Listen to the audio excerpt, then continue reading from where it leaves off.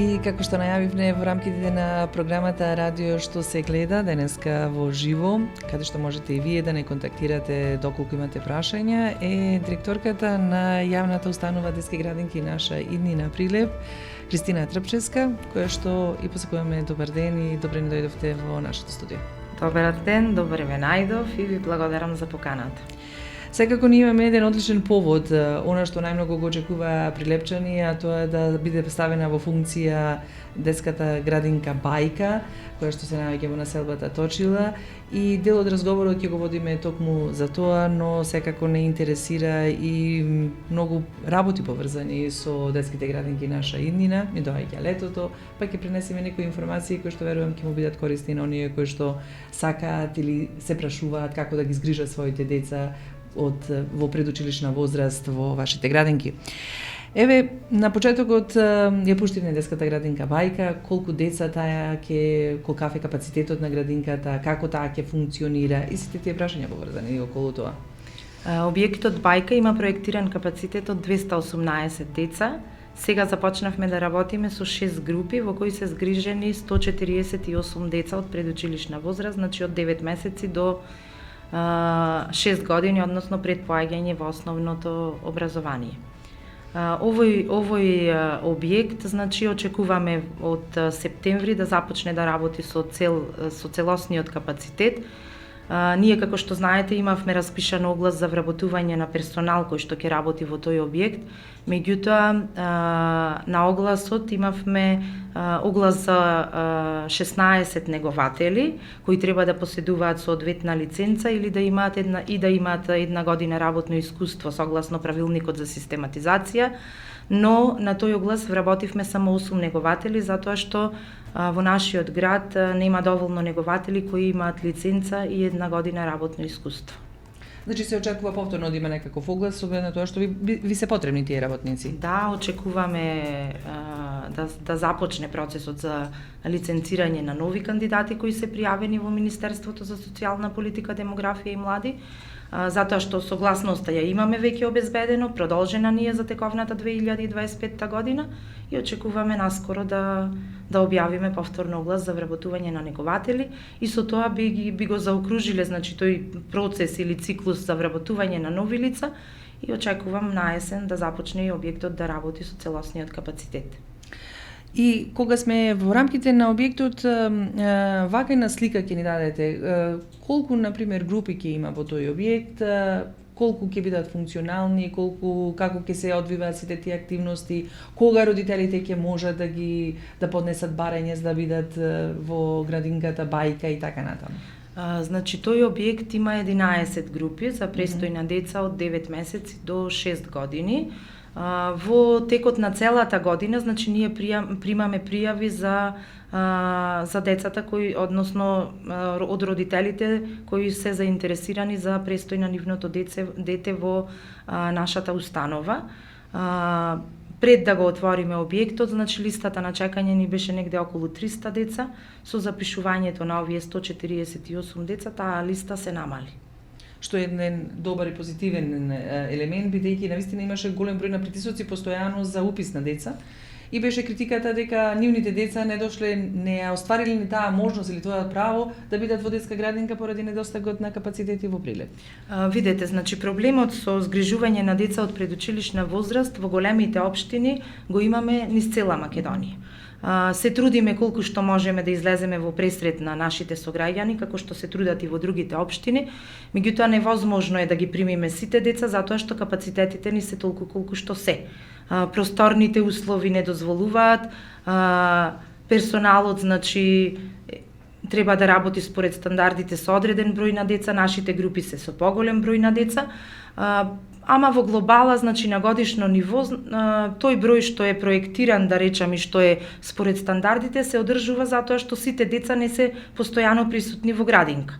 Од различни причини имаме различни отсуства и на годишно ниво имаме некој просек на 950.000 деца кои се примаат секојдневно, а бројката на запишани деца е повисока.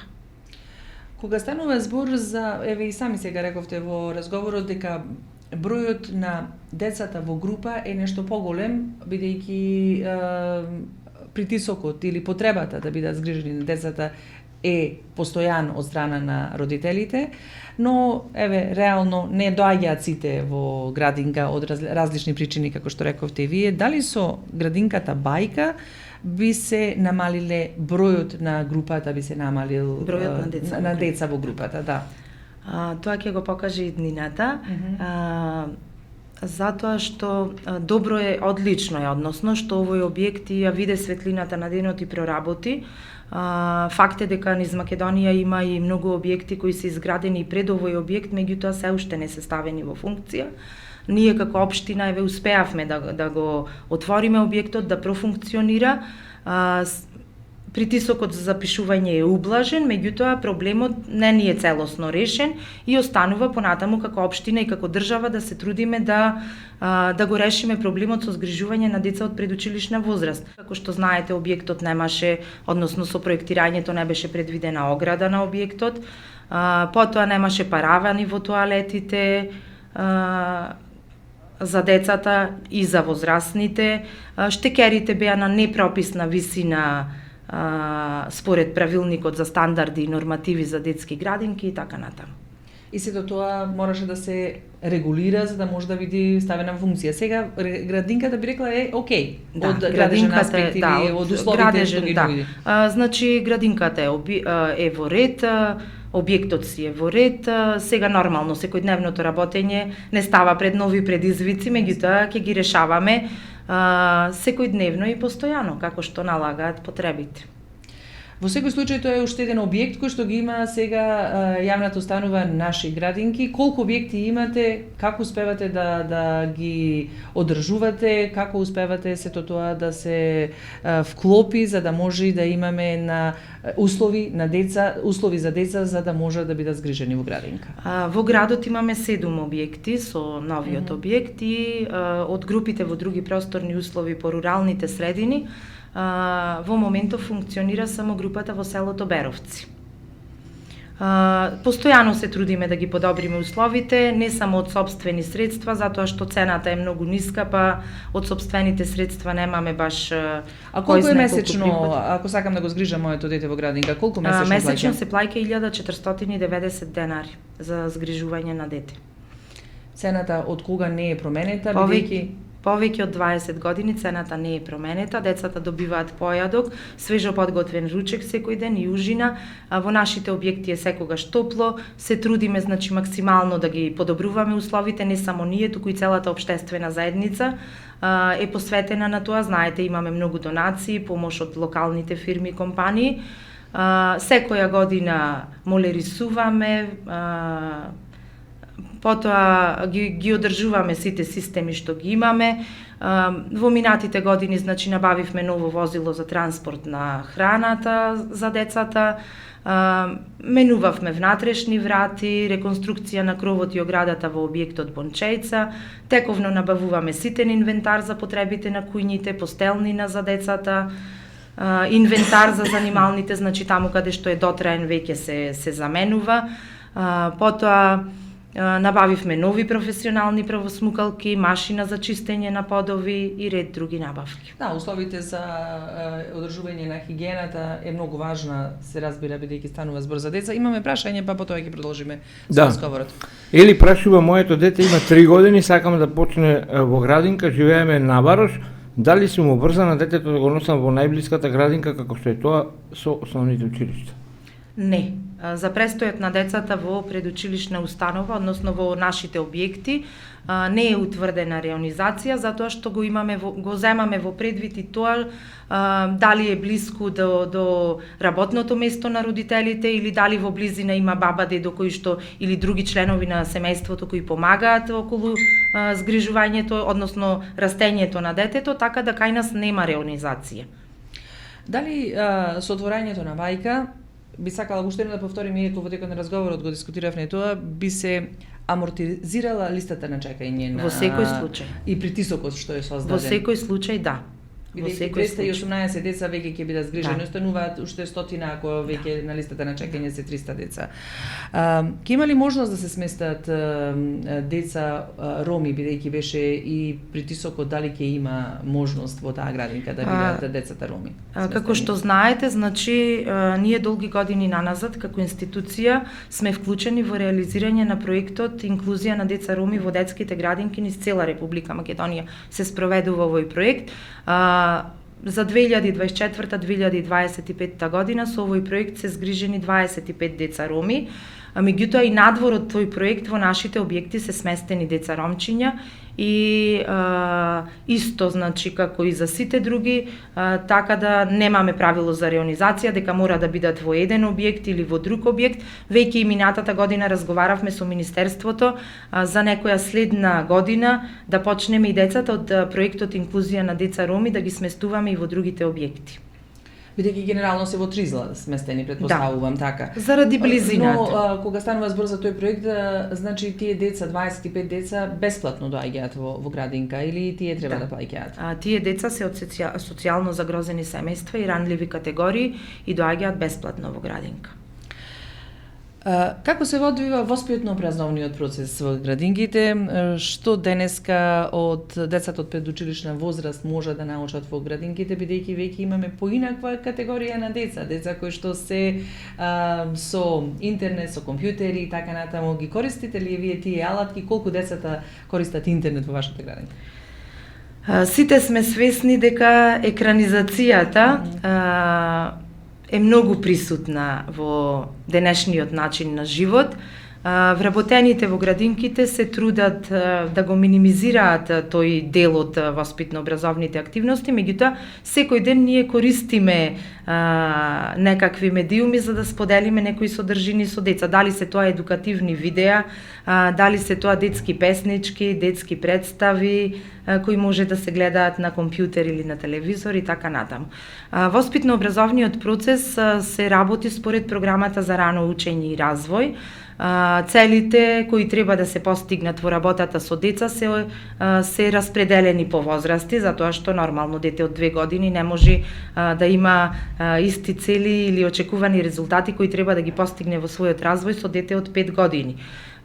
Програмата за рано учење и развој во глобала е прилично солидна, да речам, програма, со голем број на предложени активности, меѓутоа не значи дека воспитувачот или негователот мора да се држи стриктно до таа програма, затоа што знаете, сите вработени во градинките се многу креативни и користат, односно оставаат свој печат во работата со децата.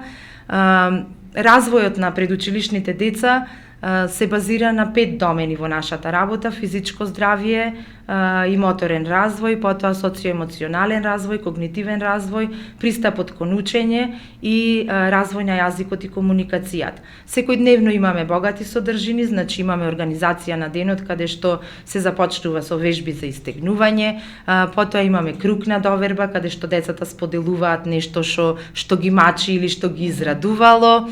Потоа имаме насочени активности од различните домени со различни активности, читање на приказни, пеење на песнички, други, значи, моторички, да речем, активности за развој на моториката и најразлични видови на активности.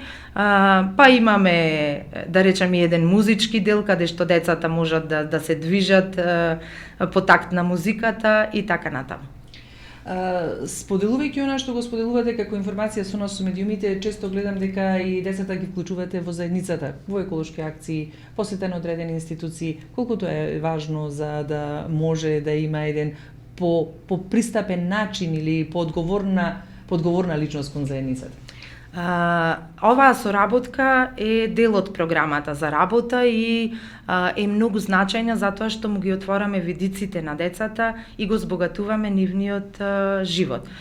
Значи учествуваме во Генералка викенд, последно учествуваме неколку години наназад во една кампања Trash for Art.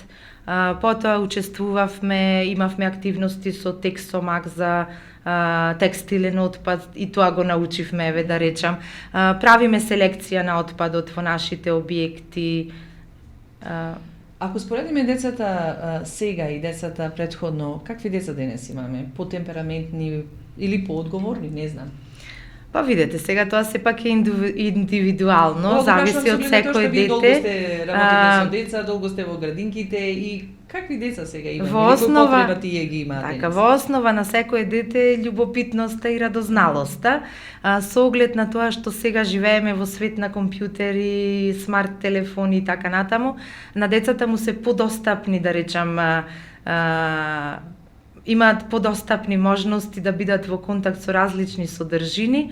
Меѓутоа, еве ние како градинка пробуваме да им развијаме и љубов кон книгата, со тоа што им читаме приказни, па правиме драматизации, љубов кон театарот, со тоа што одевме во посета на театарски представи, па и самите воспитувачи и негователи правеа театарски представи за децата во објектите. Потоа учествуваме на различни музички фестивали и покрај тие екрани и сите можности што ги нудат, нашата одговорност е да ги соочиме децата со реалниот свет, затоа што овој виртуелен свет виртуелниот не ги губи представите за она што е реално, нели? Во виртуелниот свет се е можно. Дака, Но една од нашите задачи заедно со родителите е да им покажеме на децата дека постои реален свет и дека во него живееме. Колку родителите сака да се вклучат во она што вие го работите како активности со групите со децата? Во глобала имаме, па да не речам и одлична соработка со родителите, затоа што и индивидуално и како група даваат предлози за реализирање на некои активности, многу ни помагаат во реализирање на различни активности. Пример, имаме родители што живеат во село, па сакаат групата да ги посети, да види како се живее во село или посета на фарма. Родители што работат во различни компании, па ни организираат посети на компанијата каде што работат. И мислам дека имаме како институција одлична соработка со родителите, затоа што па и родителите ни се партнери. Јасно, и треба да бидат партнери во сето она што бидејќи станува збор, централниот дел или целта е детето, здраво дете и воспитано дете. Имаме прашање. Да, Жане прашува, моето дете има алергија на одредена храна, како тоа би било решено, бидејќи од септември сме во план да започне да оди по градинка? Кога примаме дете, значи со алергии, родителот е должен да не извести на која храна има детето алергија. Во занималната каде што е згрижено детето, на лист хартија се запишани и закачени над зидот, запишани се сите алергии. И кога имаме таква храна, на детето од куњата му се нуди друг избор, односно му се сервира друг оброк. Значи се води грижа за тоа, бидејќи децата и сами рековте сега се љубопитни, па може би сакаат да постигнат од оброкот од другото дете. Има различни видови на деца, има деца кои не се толку љубопитни, едноставно го имаат прифатено тоа дека ова смеам да го јадам, ова не смеам да го јадам, меѓутоа има и деца што се љубопитни. Ама во секој случај, кога сме известени од страна на родителите, кога сме запознаени со случајот, максимално се вложуваме да не настани проблем. Во делот на вашето излагање, кога зборувавме за воспитниот елемент на децата, кажувавте дека децата може да си кажат, работејќи во група, и своите маки и своите убави работи. Сега ќе ве прашам вас во градинката, што мака имате? Оствари, што треба прво сега да се направи ако треба нешто да се направи околу детските градинки наша имена? Што е следниот чекор или што треба да се направи за да имаме подобра можност за згрижување на нашите деца, на прилепчанчињата? Добро, мислам дека проблемот не дека можеме ние како општина преку ноќ да го решиме. Ова е проблем со згрижувањето на деца во предучилишниот организиран систем долги години наназад и е во цела Македонија, односно во општините каде што поголемите општини каде што има повеќе деца. Нашиот проблем може да се реши со отворање на нови капацитети во однос на бројката на децата. Меѓутоа, тековни проблеми имаме постојано, затоа што се многу објекти, се трудиме во најбрз можен рок и на најдобар начин да ги решиме, како што кажав, дел од сопствените финансиски средства, дел со помош од одговорните компании кои работат на територијата на општина Прилеп, па и пошироко. Исто така, во однос на соработката со родителите, нешто што ние како персонал го имаме констатирано, дека денешните родители многу често се базираат на извор на знаење од различни интернет страни кои не се да речам, и не се веродостојни. Така, да. Во последно време многу често на состаноците со колешките разговараме дека полека треба дали како општина, дали како држава да градиме една стратегија да се формираат советувалишта за родители, затоа што гледаме дека дел од помладите родители не знаат како да го изживеат родителството. Се базираат на неверодостојни информации, дотколку ние им посочиме некои стручни совети, реагираат малку и со недоверба, меѓутоа сметам и јас и моите колешки дека треба да работиме за зајакнување на родителството. Тоа е вака основно сега со еден дел од сегмент од нашата работа е и тоа, затоа што како што кажав, нас родителите ни се партнери и сите сме заедно одговорни за развојот на предучилишните деца. Речи си, во летниот период вие функционирате половично со оглед на тоа што идат летни одмори, па одат на одмор родителите со своите деца. Како ќе функционира градинките или објектите на градинките до септември? Како што знаете, кога затворате по наводници, кога ќе бидат пуштени со пол капацитет и дали родителите или кога треба да се пријавуваат, дали е она исто како што кога ги пријавувате првачињата или кога се пријавувате во средно, каква е постапката? Кај нас нема одреден термин за пријавување, затоа што согласно Законот за заштита на деца се пријавуваат во текот на целата година и се води листата на чекање, која сега последниве години и електронски се води. Во текот на летните одмори, како што знаете, долги години наназад, во месец јули половина од градинките се затворени, а па другата половина се затворени во месец август. Тој период го користиме за да ги молерисаме објектите, да направиме некои ситни поправки или па и поголеми. Еве во текот на летниот одмор минатата година, например во објектот Гоце Делчев, цело јаслинско крило ги реновиравме подовите, тоалетите и трпезаријата го сменивме подот и за тоа го користиме тој, да речам, летен одмор како институција, а пак родителите кои имаат потреба нивното дете да биде згрижено во тој месец, во тој временски период можат да го носат во друг објект своето дете. И веќе во септември почнуваме со полн капацитет. Рековте веќе има електронска листа, уште едно прашање, ви благодарам вака за исцрпниот разговор. Има електронска листа, како доаѓаат децата или имаат можност да бидат во прешколска возраст? Прв дојден, прв услужен или како се бираат? Значи, не секогаш е прв дојден, прв услужен, затоа што нашава институција, односно управниот одбор и советот на општината имаат изгласано критериуми за прием на деца. Значи, двајца вработени родители, самохран родител, социјално загрозени семејства и така. Кои имаат предност на некој начин. Христина, ти благодарам за овој разговор, благодарам за сите информации кои што ни ги пренесовте. Јас верувам дека често ќе се гледаме, бидејќи грижата за децата е една од најважниот елемент на секоја заедница и сите информации кои што ќе ги пренесете од детските градинки наша иднина ни се добре дојдени нам и на нашите слушатели, гледачи и така натаму.